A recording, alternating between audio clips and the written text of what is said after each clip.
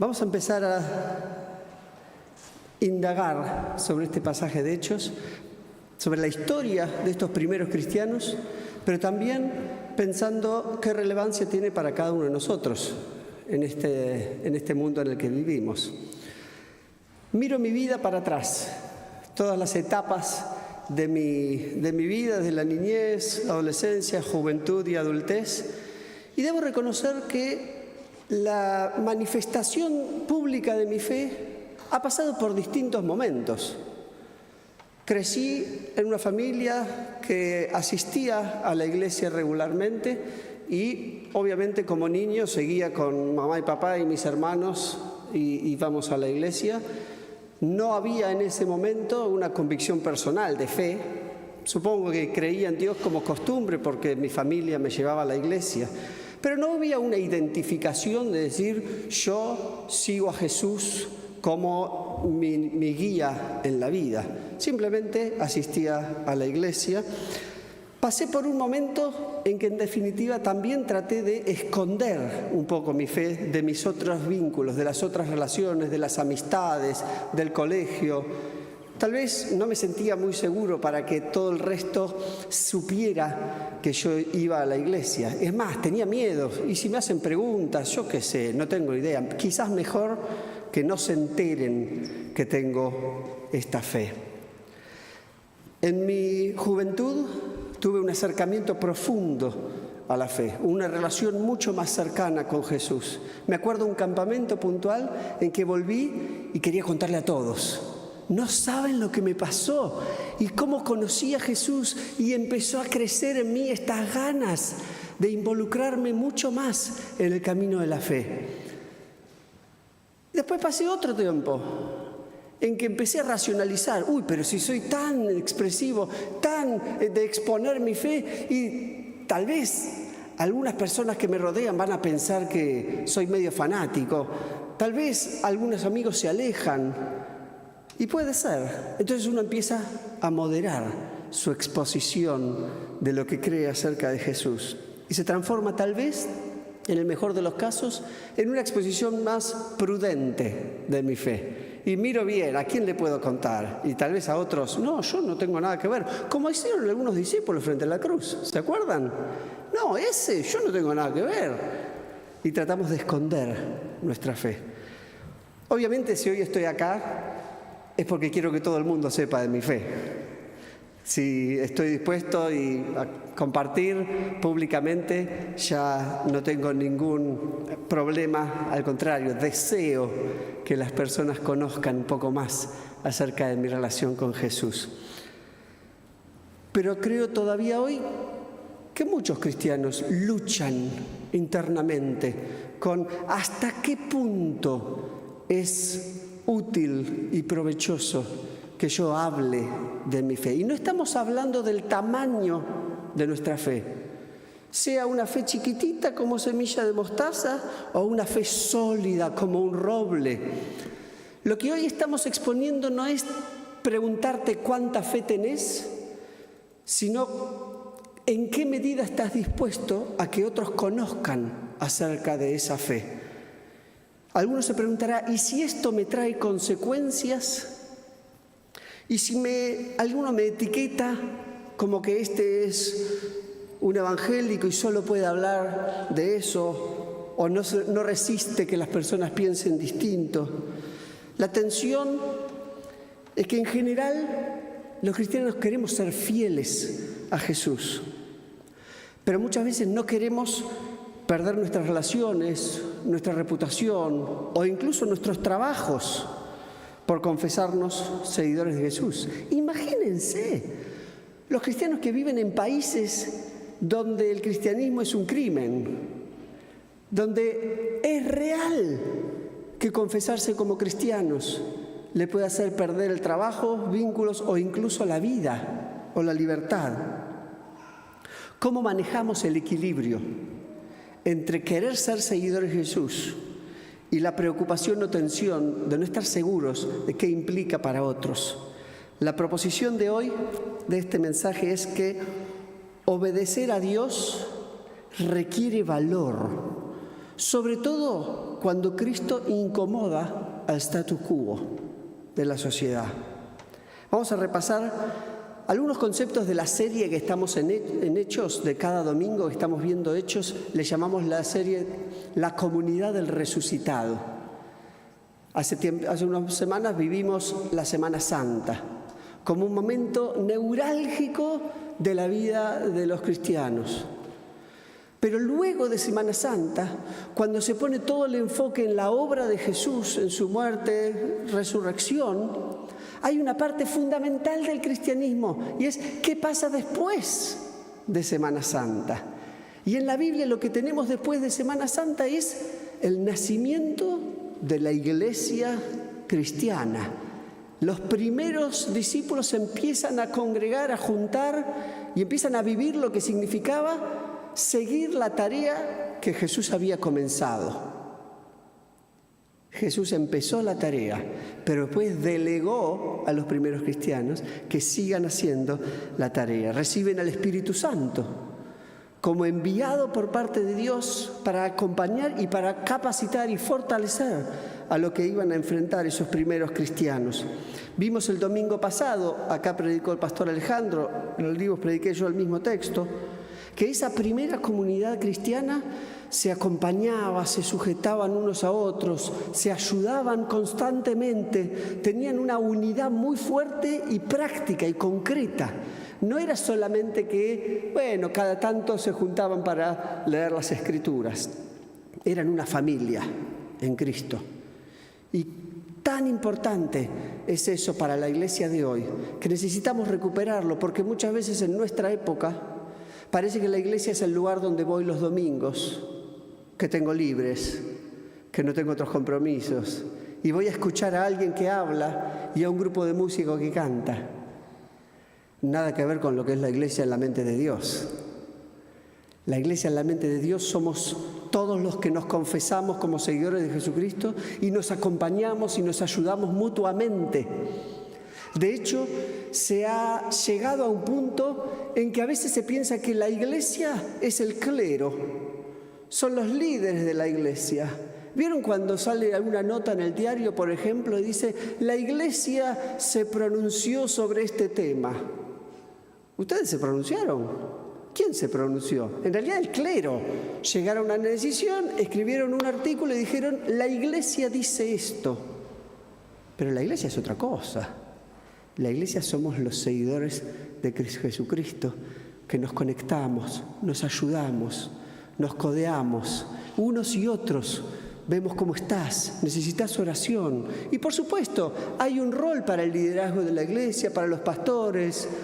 No digo que seamos innecesarios, pero sí somos prescindibles. La iglesia debe vivir su fe en comunidad, mirando a lo que Dios tiene preparado. Pero vamos a meternos en el libro de hoy, en el capítulo de hoy. Hoy tenemos una comunidad valiente que se juega por la fe, sin miedo a los obstáculos. Vamos a ir nuevamente a Hechos capítulo 4. Los invito a los que tienen ahí sus Biblias que puedan seguir. Hoy las dos lecturas fueron un poquito más largas de lo acostumbrado, pero porque me pareció interesante cubrir bien. De hecho, les voy a decir una confidencia. La acortamos la lectura porque era más larga, pero la cortamos un poquito y después voy a hacer mención de la última parte para tenerla en cuenta también. Pero estos textos son muy profundos porque cuentan de manera muy vívida la forma en que la iglesia iba creciendo. Me gusta decir en el primer punto, al principio del capítulo 4, escuchar una voz de Dios que nos dice, acostúmbrense a la oposición. La iglesia cristiana nace en oposición, nace de un Cristo perseguido, de un Cristo crucificado. Y no pensemos que pasaron siglos a este texto de Hechos que estamos leyendo ahora. Pasaron algunas semanas, algunos meses en realidad. Pero ese grupito de discípulos sabían que estaban en un contexto peligroso. Si no, su maestro no hubiera sido crucificado. En el contexto puntual del capítulo 4, es decir, en el pasaje justo anterior, hay un episodio de la sanación de una persona que cojeaba. Y las primeras predicaciones de los apóstoles que se dan a causa de difundir el mensaje de la resurrección. Entonces, cuando llegamos a este capítulo, Pedro y Juan hablaban a la gente, vienen los líderes religiosos. La primera persecución cristiana no fue política, no fue el Imperio Romano, fueron los religiosos mismos, que estaban tratando de mantener el status quo de la religión. Y estaban, dice el versículo 2, muy disgustados, porque los apóstoles enseñaban y proclamaban la resurrección. Había puntualmente, además, uno de los grupitos mencionados acá eran los saduceos, que se oponían terminantemente a la idea de la resurrección. Pero fíjense lo interesante de este texto, en que no se está planteando un debate filosófico acerca de si la resurrección es válida o no válida, porque claramente después dice, ese versículo mismo, proclamaban la resurrección que se había hecho evidente en el caso de Jesús. No era un debate de posturas filosóficas, era un debate de una postura filosófica y una realidad que habían visto con sus propios ojos. Se había hecho evidente que Jesús había resucitado.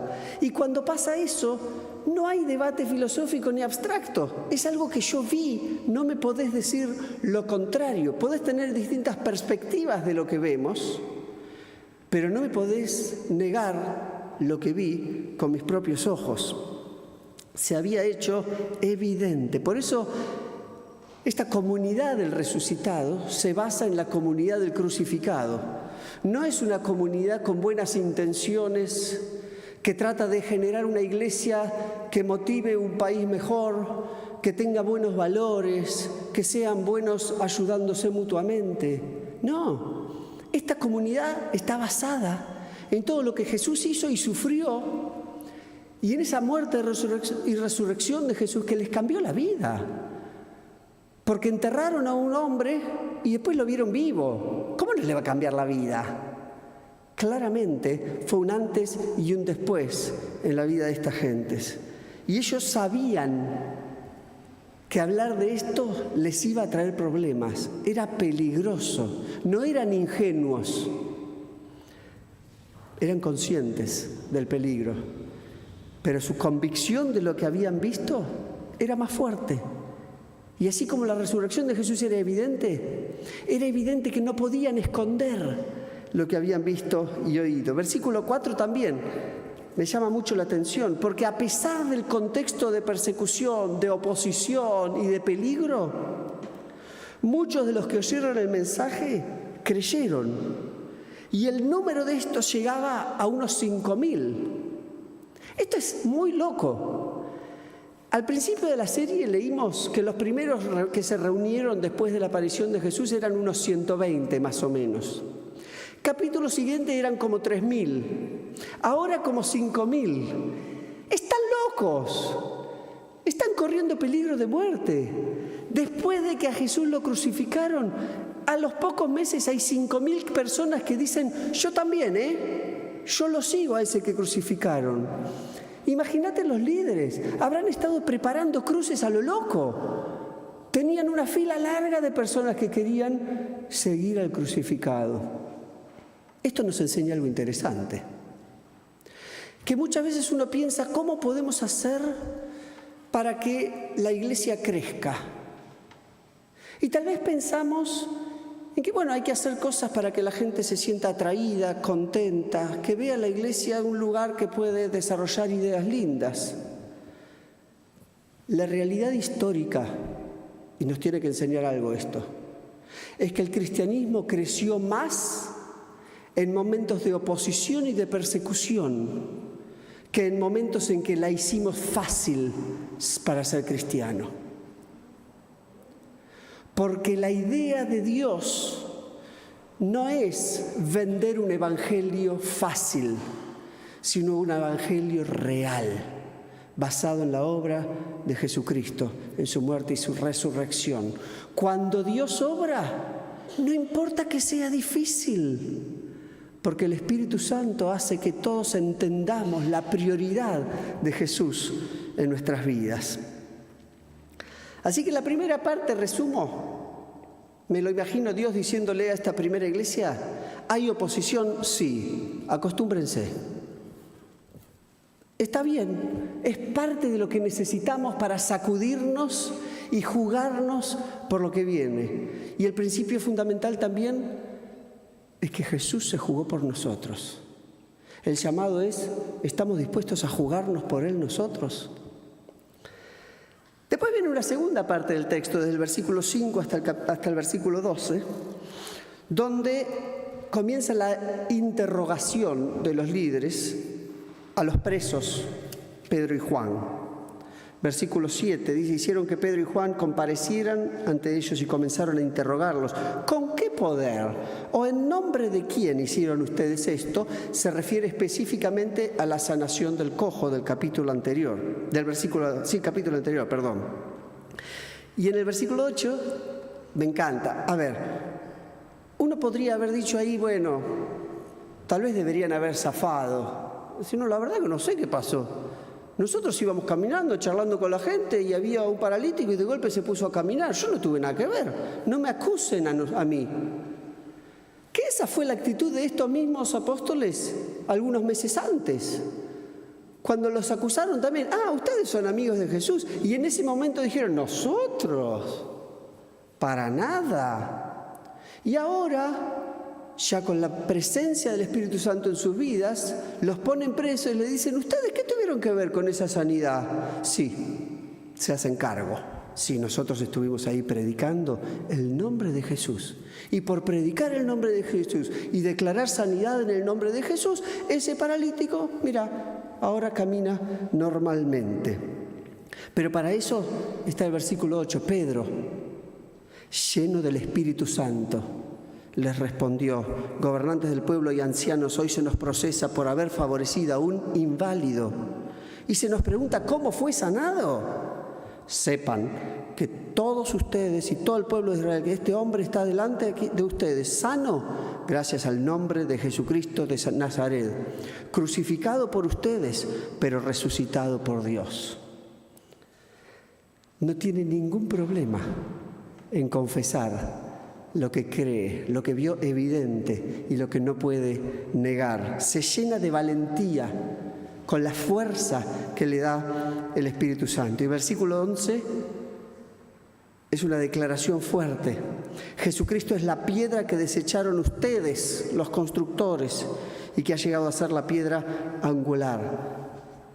Citando un pasaje del Antiguo Testamento, pero actualizándolo, dice: Jesús es el centro de todo. Si sacás a Jesús, se cae todo. Y ahí está el llamado de la iglesia.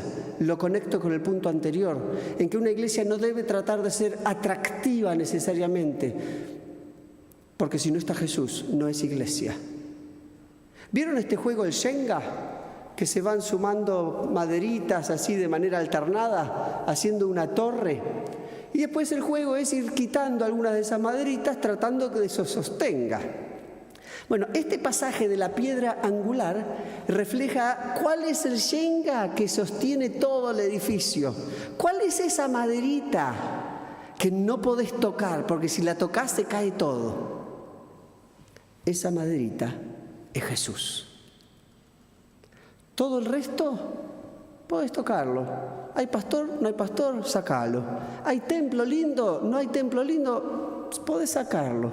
¿Hay mucha gente? ¿Hay poca gente? Sácalo. No saques a Jesús, porque se cae todo. Y estos apóstoles lo tuvieron muy claro. Todo lo demás, faltaba un montón de cosas por construir, pero sabían y estaban tan convencidos de lo que habían visto en la vida de Jesús, que sabían que a ese Jesús no lo podían tocar. La salvación pertenece solamente a Jesús. Y esa convicción tan fuerte les dio valor para confesar lo que creían. Algo parecido pasó en el libro de Daniel que leímos al principio, la primera lectura. El profeta Daniel, la historia de lo que pasó allí, sobre todo en Babilonia. En realidad, el pasaje puntual que leímos es de los amigos de Daniel, Sadrach, Abednego y Mesac, que fueron impulsados a arrodillarse, a rendirse ante otros dioses, y ellos dijeron, no lo vamos a hacer. Mira que te mandan al horno de fuego. Sí, vamos a ir al horno de fuego. Está bien, corresponde. Si nuestra fe merece el horno de fuego y así está estipulado, lo acepto, dijeron, no pasa nada. Y Nabucodonosor, con todo el dolor, dijo, y bueno, calienten el horno, métanlos. Y hay una declaración muy fuerte en esos versículos, porque ellos se levantan y le dicen, nuestro Dios es capaz de salvarnos. Y si no lo hace, igual tampoco nos vamos a rendir ante otros dioses. La decisión está puesta ahí, porque en definitiva, si Dios decide no salvarnos, nos llevará a un lugar mejor también. Eso es lo que vivieron los primeros mártires de la Iglesia. Porque estas historias que estamos contando al principio de Hechos nos llevan y desencadenan en que muchos de estos fueron finalmente martirizados. Y alguno tal vez está diciendo y pensando, entonces Dios no los cuidó. Dios no los salvó si al final terminaron martirizados. Bueno, esa es una lectura desde el punto de vista humano de esta tierra. Pero tranquilamente cuando lleguemos a la vida eterna, ellos nos habrán dicho, sí, buenísimo. Ese día que me martirizaron fue el mejor día de mi vida porque entré al mejor lugar que Dios tenía preparado para mí. Lo que este texto nos plantea es, ¿hasta qué punto estás dispuesto a confesar ante otros la poca o mucha fe que tengas hoy? Termina el pasaje de hoy desde el versículo 13 en adelante, el llamado a afianzar nuestro testimonio, nuestro compartir la fe que tenemos, compartiendo el testimonio. El versículo 13 dice, los gobernantes, al ver la osadía con que hablaban Pedro y Juan, esa palabra osadía, en esta versión, nueva versión internacional, la Reina Valera usa la palabra denuedo. Es una palabra griego, parresía, que habla de con toda franqueza, con toda confianza en realidad.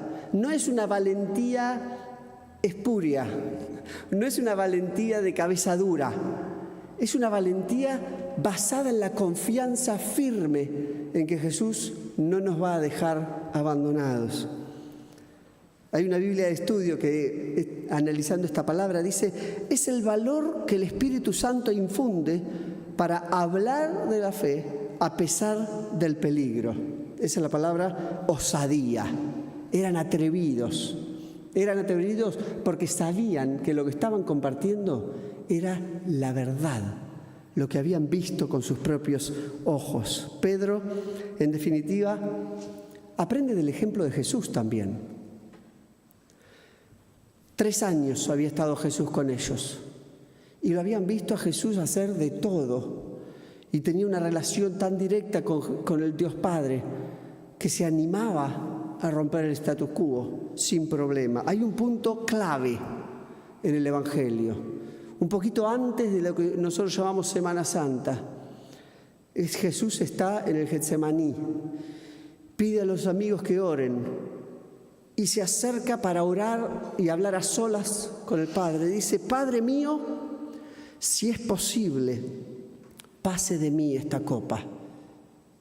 Esta copa es el anuncio de la muerte de Jesús.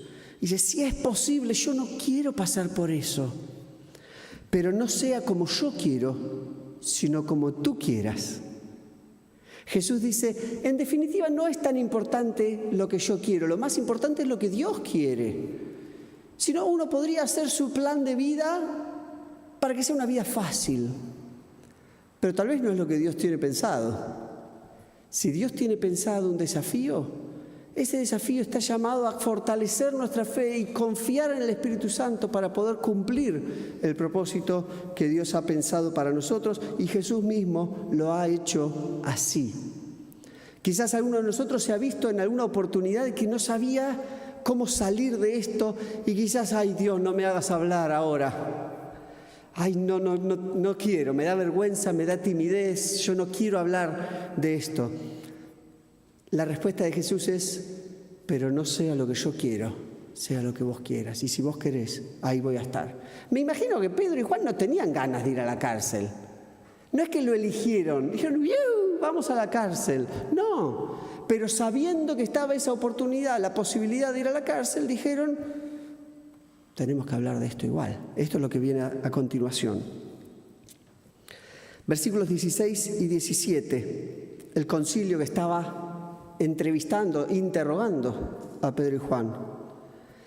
Les dice, ¿qué vamos a hacer con estos sujetos? Es un hecho de que por medio de ellos ha ocurrido un milagro evidente. Fíjense de vuelta lo de evidente. Los que estaban acusando dicen, tampoco podemos negar la realidad. Nosotros lo vimos. Este hombre estaba inválido y ahora está caminando bien. No podemos ignorar la realidad. Pero ¿qué vamos a hacer para que no sigan hablando de Jesús? Dice, versículo 17, para evitar que este asunto siga divulgándose entre la gente, vamos a amenazarlos para que no vuelvan a hablar de ese nombre a nadie. Esta estrategia se ha repetido a lo largo de la historia, incluso hoy, en muchos lugares, donde por la violencia o por otros medios se promueve que los cristianos callen su fe. Por la violencia es innegable en lugares específicos donde hay persecución y las mismas amenazas. Pero en otros lugares, con un tinte más de libertades, supuestamente, se prohíbe a los cristianos y a cualquier religioso, en realidad, compartir su fe. Y se la relega al ámbito privado. El pastor Tim Keller, de la iglesia, ya fallecido, pero quien fundó y desarrolló una iglesia en el centro de Manhattan, una iglesia presbiteriana en el centro de Manhattan, que predicó el Evangelio, especialmente en un contexto muy secular, de un mundo académico que rechazaba, académico y profesional, que rechazaba el Evangelio. Y uno de los puntos centrales que siempre me marcó de este Tim Keller es que una de las persecuciones hoy es mandar a los cristianos a vivir su fe puertas para adentro en su casa, bajo la excusa de que no podemos imponer nuestra fe frente a otros. Mi planteo es que esas dos cosas no son contrapuestas, que vivir el Evangelio y la fe no es forzar a otros a creer como yo, ni perseguir a otros que piensan distinto. Es solamente tener la libertad de hablar de mi fe. Cuando relegamos la fe solamente a nuestro hogar, le hacemos injusticia al texto de la Biblia que nos manda fuera del hogar a compartir la fe. Pero fíjense cómo Pedro y Juan respondieron a esta amenaza. Versículo 18. Los llamaron y les ordenaron terminantemente que dejaran de hablar y enseñar acerca del nombre de Jesús. En realidad, en este versículo podría haber terminado la historia del cristianismo. Si Pedro y Juan, y sacando la obra de Dios que trasciende, que podría haber hecho otras cosas, si Pedro y Juan hubieran dicho, chicos, se acabó, ya está, ahora está prohibido hablar de Jesús, así que hagamos un club social, inventemos una fundación, una organización sin fines de lucro, pero nos dijeron que de Jesús no. Hubiera terminado, no había nada más. Pero sigue adelante y dice, pero Pedro y Juan respondieron, ¿es justo delante de Dios obedecerlos a ustedes en vez de obedecerlo a Él? Júzguenlo ustedes mismos. No podemos dejar de hablar de lo que hemos visto y oído. Porque seguir a Jesús no es lo que hacemos, es lo que somos. Y uno puede cambiar las cosas que hace, pero somos seguidores de Jesús. Voy a seguir un poquito más adelante el pasaje que no leímos, pero fíjense cómo termina este pasaje y lo que provocó la amenaza de los líderes. Porque en vez de lograr que se callen, fíjense lo que estos discípulos y apóstoles hicieron. Oraron a Dios. Cuando quedaron libres, volvieron, relataron todo. Y versículo 19, orando, dice: Señor, toma en cuenta sus amenazas y concede a tus siervos, nosotros, el proclamar tu palabra sin temor alguno. Extiende tu mano para sanar y hacer señales y prodigios mediante el nombre de Jesús, tu santo siervo. Podrían haber dicho: Dios, vamos a hablar de tu fe, pero no nos sanes más gente, porque traen problemas. Mirá lo que pasó, se sanó un hombre y ahora tuvimos todo este problema. Vamos a hablar de Jesús, pero no hagas muchos milagros, Dios. Al contrario, dice: vamos más todavía, danos valentía, danos poder para ver más de esto. Y versículo 31, después de haber orado, tembló el lugar en que estaban reunidos. Todos fueron llenos del Espíritu Santo y proclamaban la palabra de Dios sin temor alguno. El resultado fue el contrario a lo que la amenaza pretendía. Alguno dirá: sí, suena bien el desafío, pero tampoco queremos ser fanáticos religiosos, que no pueden parar de hablar de su fe. Como decían Pedro y Juan, no podemos dejar de hablar. Quiero llevarlos a analizar esa palabra fanático, porque yo lo escucho mucho, que hay algunos fanáticos religiosos. La etimología de la palabra fanático viene del latín fanum, que significa templo. Esa palabra viene de los que se la pasaban todo el día en el templo y hablando del templo.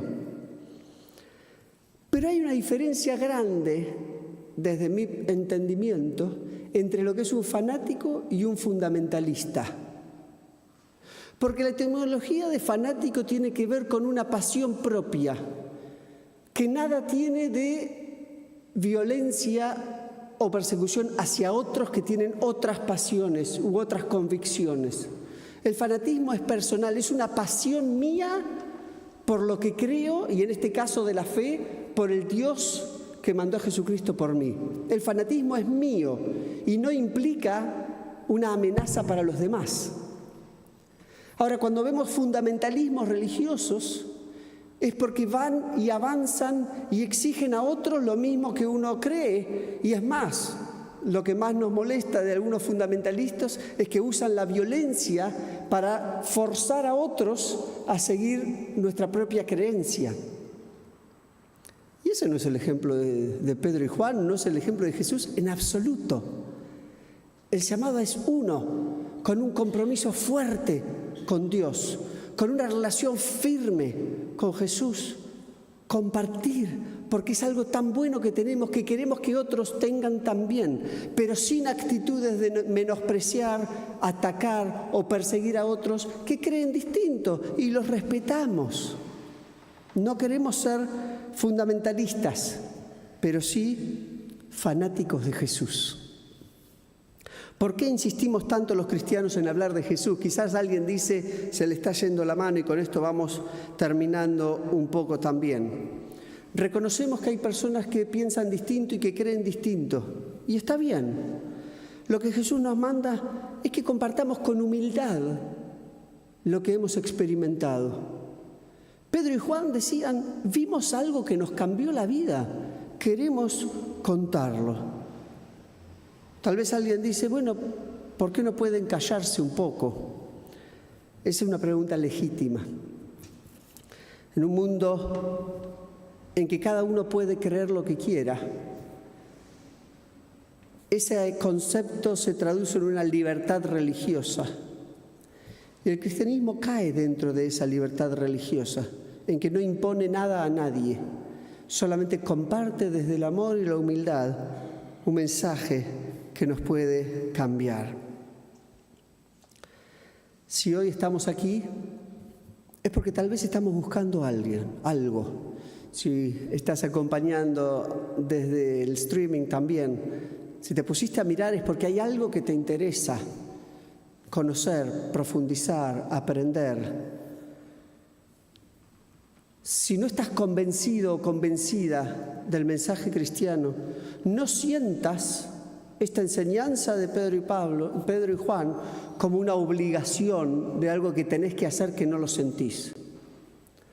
Porque esa invitación a compartir la fe debe salir de un corazón lleno de agradecimiento a Dios por lo que hizo en mí y no por una obligación religiosa. No estamos diciendo que para ser un buen cristiano tenés que hacer algo que no te sale. Estamos diciendo que si has conocido a ese Jesús que cambió la historia, sea que tenés mucha o poca convicción, Jesús te invita también a compartirlo con otros. Es una invitación a conocer más, a investigar, a dialogar. Pensemos ahora, si Dios nos pidiera que seamos una comunidad que no tiene vergüenza de confesar nuestra fe en Jesús, ¿de qué manera podríamos enfrentar esos desafíos y momentos incómodos en que tenemos oportunidad de hablar de nuestra fe? ¿Cuáles podrían ser nuestros miedos? ¿De qué tenemos miedo cuando alguien nos pregunta por qué no llegamos temprano al asado de domingo? Y en vez de decirle, bueno, porque fui a la iglesia, porque amo a Jesús y porque me hace bien estar con la comunidad, le decimos que había mucho tránsito. ¿Cuál es nuestro miedo de hablar de Jesús? Si te contestás esa pregunta, habrás encontrado un ídolo dentro tuyo que reemplaza a Jesús en tu corazón. Y pensemos algo más, último pensamiento de hoy, mientras se va preparando el equipo de adoración. Jesús también se jugó por nosotros. Ejercicio de la imaginación. Nosotros decimos que necesitamos a Jesús para que nos represente al Padre y que Dios Padre nos recibe solamente porque lo hacemos a través de Jesús. Imagínate que un día le decimos, Jesús, por favor, representanos ante Dios. En cada oración solemos terminar diciendo, en el nombre de Jesús te oramos. Eso significa que le pedimos a Jesús que interceda por nosotros, que nos represente. Imagínate a Jesús, nos escucha, dice, anda a Dios, decile esto. Y va a Dios, ay, me da vergüenza. No, mejor no, eso no se lo digo. No, porque mirá quién me está pidiendo esto. No, yo no voy a representarte a vos. Me da cosa, me da miedo. Mirá si Dios se enoja conmigo por las cosas que hiciste vos. No, yo no, me da vergüenza. No importa quiénes seamos, Jesús no se avergüenza de representarnos ante Dios. No le da miedo, se juega por nosotros. El libro de los Hechos nos plantea un desafío a nosotros. ¿Y vos? ¿Te jugás por la fe? El último himno que vamos a cantar es un himno tradicional, se llama Firmes y Adelante. Es un himno que nos llama a sumarnos, es como una melodía de una convocatoria a un ejército que dice, vamos a trabajar firmes, huestes de la fe, sin temor alguno, no tengamos miedo. ¿Por qué? Porque Jesús nos ve. Es una marcha de victoria, marcha de un ejército que no se avergüenza de las batallas que enfrenta. Luego en una estrofa dice también, nada en contra suya de la iglesia, nada en contra suya prevalecerá, porque la promesa de Dios nunca faltará. La iglesia es llamada a ser firme en sus convicciones y en su proclamación del Evangelio, y nunca fallará pero no porque somos buena gente y somos una linda y fuerte iglesia, sino porque Dios no va a faltar a su promesa de acompañar a la iglesia, a la cual cada uno de nosotros estamos invitados. Vamos a ponernos de pie, hacernos la oración y después cantamos esta canción. Padre Celestial, gracias por tu mensaje, el mensaje que nos diste a través de Pedro y Juan. Te pedimos perdón, porque muchas veces escondemos nuestras convicciones, nuestra fe, por miedos o vergüenzas. Hoy te entregamos estos sentimientos que nos detienen y pedimos que tu Espíritu Santo nos dé la valentía para hablar de tu Hijo Jesús, sabiendo que sin Él no somos nada, pero con Él nos animamos a compartir lo que nos has enseñado. Si alguno de nosotros todavía no conoce a este Jesús, lo invitamos hoy a decirle, y cada uno de nosotros podemos también repetir lo que alguna vez ya le dijimos: Señor, ven a mi corazón. Que ese Jesús que cambió la historia venga a mi corazón hoy a cambiar mi vida. Que ese Jesús del cual hablaron con tanta osadía los primeros cristianos venga también a mi corazón hoy para darme la misma valentía. Ayúdanos, Dios, a ser una iglesia fiel a tu Evangelio. En nombre de Jesús. Amén.